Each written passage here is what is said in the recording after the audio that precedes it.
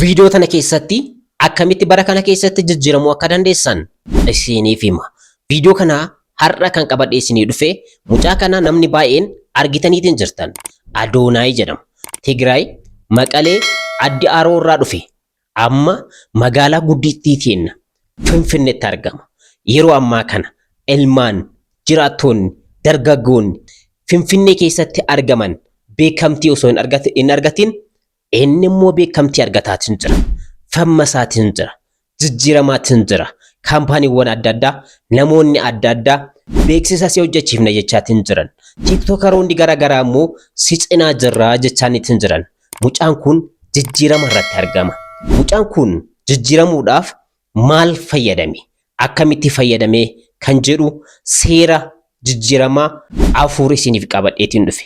Seeronni afran kunniin jiruuf jireenya keessan irratti yoo kan hojjetan ta'e jijjiiramuu ni dandeessan.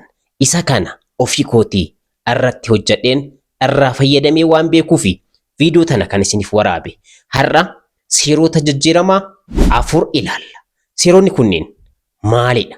Seerota kanneen immoo hojii irra yoo oolchitan jijjiiramuu akka dandeessan aan isiniif ragaadha. Dabalataan immoo Adoonaay guddichis isiniif ragaadha. Dabalataan immoo Adoonaay xiqqaan illee Tigraay Maqalee irraa dhufee jira.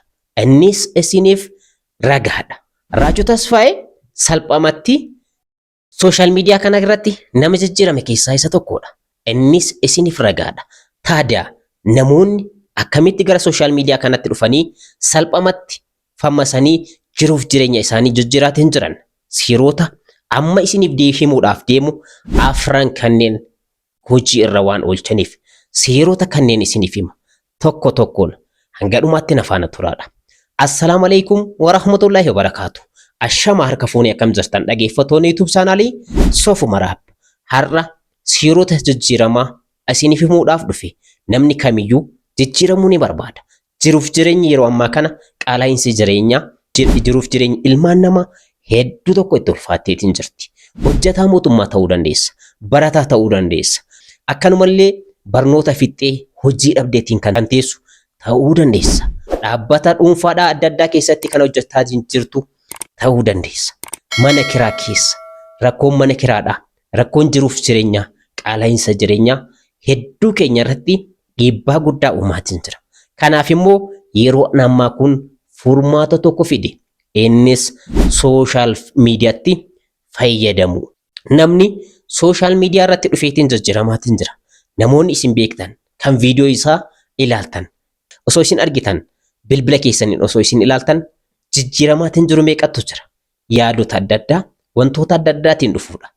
Kan namoonni kunniin seerota kanneen afran fayyadaman seerota kanneen isinitti hima hanga dhumaatti na faana turaadha. Obboleewwan yeroo jalqabaatiif gara YouTube chaanaalii kanaatti dhuftan YouTube chaanaaliin kun kan keessani YouTube chaanaalii Soofuma Raab guddichaadha. Warroonni maatii YouTube chaanaalii kanaan ta'in subscribe, like, share gochuun irraanfatinaadha. Hiriyoota keessaniifis share godhaa. Akkanumallee viidiyoo kana like godhaa. Seera jalqabaatti dabaleetiin jira. Seerri jalqabaa waan haarawaa qabatanii dhufuudha. Eeyyee waan haarawaa. Mee nama fakkeenya gaarii isiniif ta'u lamaan tanneen haa ilaallu. Tokkoffaan Adoonaay guddicha. Adoonaay guddichi gara tiiktookiitti yeroo dhufu ስግጥፍምስ እንደምን አላችሁ? ሰግጣለህ፣ ማሰብ ታቆማለህ። ሰው ምን ይለኛል? ቢሰድቡኝስ፣ ቢተርቡኝስ፣ ቢስቁብኝስ? ይሳቁብህ ትጀምራለህ፣ ትሰግጣለህ። fammis saggiix jedheetiin dhufe. Jechuma kana. Jecha kana jechuun isin jecha kana jechuu isin dhibeetiin ture? No. Hin dhibne. Garuu immoo saggiix fammisiin kun namoota baay'ee kakaaste.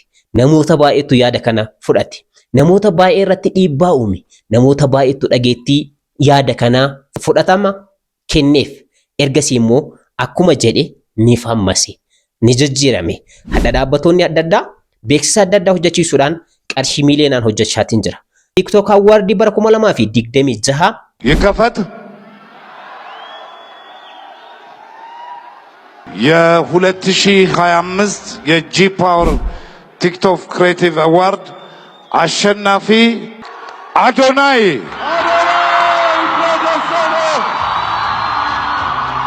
kan qophaa'e kan fudhate makiinaa qarshii miiliyoona tokko ol kan ta'u isaadha. Adoonaayi lammaffaanis dhufte. Ammas isheenis Maqalee irraa dhufte. Ammas maal jetteetiin dhufte? Isiin kun immoo addaadha. Sagalee kana qofaan dhufte. Isa kana. Baay'een keessan 66 jechuu dandeessan. Garuu immoo jiruuf jireenya isaa jijjiiruudhaaf, jiruuf jireenya isaa bakka kanaan dura tureerraa ol kaasuudhaaf adeemsa irratti argama. Dhaabbattoonni adda addaa beeksisa hojjechiisaa jiran viidiyoo kana check godhaa. Namoonni adda addaa tiiktokeroonni adda addaa namoonni bebbeekamoon sooshaal miidiyaa kanarratti tiiktok irratti isin beektan hedduun namoota mucaa kana si cinaa jirra jechaatiin jiran. Maaliif isinitti fakkaata? Yaada kanattuu fudhatama argate. Waan addaati miti. Mucaan kun immoo Itoophiyaanotas ta'e nus ta'e addunyaa guutuu waa tokko barsiise. Afaaniin osoo hin dubbatin, osoo jecha tokkoon hin dubbatin akkamitti namni jijjiiramuu akka danda'u jecha kana qofaan argisiise. Isuma kana qofaan fudhatama argate. Yeroo ammaa kana TikTokiin isaa baan taasisuudhaaf namoonni irratti hirmaataatiin jirtan. Akkuma asirratti argartan viidiyoo tana uffata abbaa gadaa Oromoodhaa, sirna gadaa Oromoodhaa uffateetiin viidiyoo waraabe. Viidiyoo kanarratti namoonni baay'ee warroonni sabaan amantiidhaan qoqqooduudhaan beekaman irratti hirmaatan. Sababni isaas maalidha isinitti fakkaate? Salphamatti namni kun waan haarawaa fideetiin dhufe waan ta'eef yaada isaa kana kuffisuudhaaf waan barbaadaniif. Namoonni yeroo isin jijjiiramtan hedduun isaanii hin jaalatan. Isin irratti duulu, isin irratti ka'u. Mucaa kanarrattis ka'aniitiin jiran. Namoonni baay'een immoo cinaa jarra jechaanii jiru. So jijjiirama irratti argama. Yoonni jalqabaa kontentii yookaan immoo yaada haarawaa qabatanii dhufuudha. Seera lammaffaatti ceeneetiin jira. Yaada haarawaa qabattan.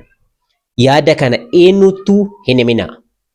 Ofii keessaniin alatti yaada kana eenyunuu mari'achuu hin qabdan. Egaa namoonni baay'een yaada kanaa qabaa. Maal godhuu jettee namatti yoo mari'attu indee yaadni kun fudhatama hin argatu siin jedhu baay'een isaanii. Yaadni kun eenyuyyuu hin jaalatu siin jedhan baay'een isaanii. Yaada keessan garuu fudhatama argachuu danda'a. Garuu yaada bilchina qabu irratti hojjedhaatii jalqaba gara sooshaal miidiyaatti dhiyaadha. Seera sadaffaatti dabarreetiin jirre. Seerri sadaffaadhaa sooshaal miidiyaa hundatti fayyadamuudha. Yeroon teeknooloojiidha. Namni hundumtuu bilbila harkaa qaba. Waayifaan har'a akka kaleessaa miti. Daataan akka kaleessaa miti. Wanti hundumtinuyyuu laayyoo ta'eetiin jira. Harka namaa keessatti argama. Wantoota kanneenitti yoo fayyadamtan sooshaal miidiyaatti fayyadamuudhaan yaada haarawaa keessan kana sooshaal miidiyaadhaan beeksifachuudha. Amma wal isiniif haa qabsiisu. Jalqaba yaada haarawaa kontentii haarawaa uumtan. Yaada kana nama kamittiyyuu himuu qabdan. Sadaffaa irratti immoo wanti isin gootan sooshaal miidiyaa irratti viidiyoo waraabuudhaan gallakkistan. Yaada kana irratti namoonni fiidbaakii isiniif kennan ilaaluudhaan yaada kana fooyyessuu, jijjiiruu, yaada kana irratti cimtanii hojjechuu ni dandeessan. Gara seera afuraffaatti dabarre. Seerri afuraffaadhaa itti fufiinsaan hojjechuu jechuudha. Itti fufiinsaan hojjechuudha. Kontentii dhaabbataa viidiyoo haarawaa mucaa kana argitan yoo ta'e jalqaba irratti illee isuma kanaatiin ka'e viidiyoowwan waraabu gocha adda addaatiin adeemsa adda addaatiin bakka garagaraatti kana waraabu viidiyoon isaa kanamaadha. Wanti addaan jiru garuu immoo kontentiin bakki itti waraabu haalli itti waraabuu fi adeemsi itti waraabu namoonni inni waliin itti waraabu garagaraadha. Kanneen keessaa viidiyoowwan isin waraabdan kanneen keessaa tokkottu vaariyaala baya. Tokkottu beekamtii isiniif kenna. Tokkottu jiruuf jireenya keessan isiniif jijjiira. Kanaaf yeroo hundayyuu yaada keessan haarawaa irratti jabaadhaa hojjedhaadha. Yaada tokko fiddanii viidiyoo 4, 5, 6, 10, 20 erga maxxansitanii booda yaadni kun fudhataman arganne jettanii namoonni dhiisan baay'eedha. Garuu immoo yaada san yeroo akkamii akka fudhatamu sirriitti qorannoo adeemsisaadha. Yeroo kam wajjin deema. Fakkeenyaaf yaadonni tokko yeroo burqisiiftan yeroo eeggatanii kan deeman ta'uu qaban. Yeroon sun maal barbaada? Waan haarawaa akkamii barbaada kan jedhu hubachuun murteessaadha. Isin teessanii diraamaa adda addaa, fiilmii adda addaa, viidiyoowwan namoota kanneen ilaaltan isaan garuu aayidiyaa mataa isaanii, kontentii mataa isaanii, yaada jijjiiramaa mataa isaanii qabatanii dhufaniitiin jijjiiramaatiin jiran. Isinis jijjiiramuudhaaf maal gochuu qabdan?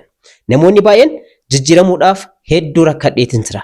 Obboleessa kiyya na qarqaari kan jedhu koomantiiwwan baay'ee dubbisa. Anaa miti kan si qarqaaru siidha. An of qofa ta'uu danda'a. Atillee siidha. Ati yaadni kan kee kan si keessatti argamu kiyyaa ol ta'uu danda'a. Garuu immoo baastee ittiin fayyadamnee beeki. Wanni aan yaada kiyya sheer isiniif godhuuf yaadota kanneen keessaa tokko yoo argattan yaadota kanneen gara hojiitti jijjiiruudhaan jijjiiramuudhaaf yaaladha. Ijoolleen baay'een yaadota akkasii fudhatanii jijjiiramaaf itti fayyadamaatiin jiru. Isinis itti fayyadamuudhaaf yaalaadha. Warroonni hin barbaanne immoo bira lufaadha. Kanarraa asirratti xumuree jira. Yeroo taanu immoo yaada akkamii irratti akka isiniif hojjedhu barbaaddan.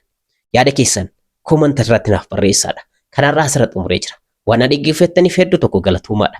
Warroonni YouTube chaanaalii kanaaf haaraa taatan subscribe, like, share gochuu hin irraanfatinaadha. Yeroo biraa viidiyoo biraa barnoota biraa fi aayidiyaa biraatiin walitti deebina. Hangasitti nagahaan naa jiraadha.